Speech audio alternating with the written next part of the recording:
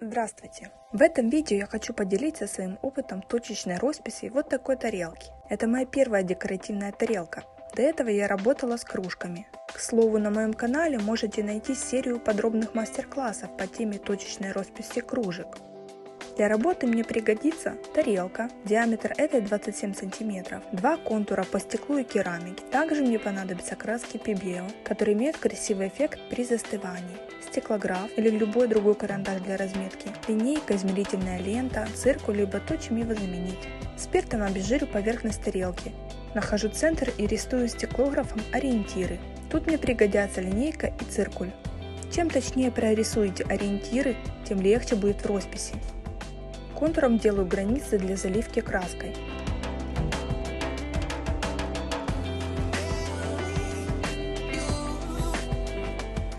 Вот теперь начинается самое интересное и завораживающее. Это работа с этой краской. Эти краски поистине волшебные, каждый цвет уникален. Каждый раз получается новый уникальный рисунок при застывании.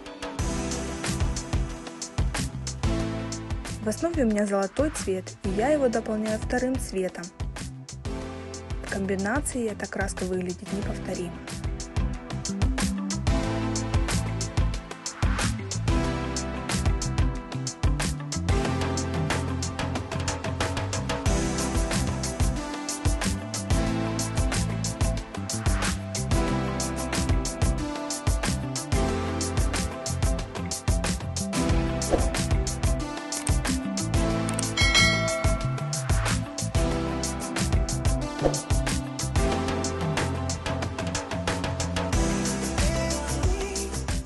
Теперь можно перейти к самой контурной росписи.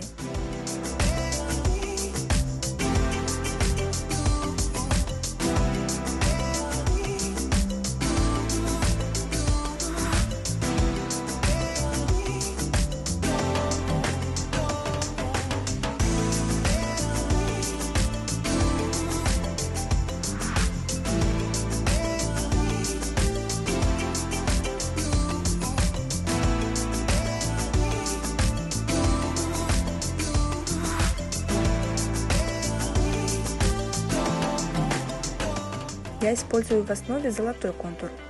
Его удачно дополняет контур золотыми блестками. При нанесении не совсем понятно, что этот контур блестящий, какой-то серый. Когда высыхает, он становится прозрачный и становится видно блеск золотых блестинок.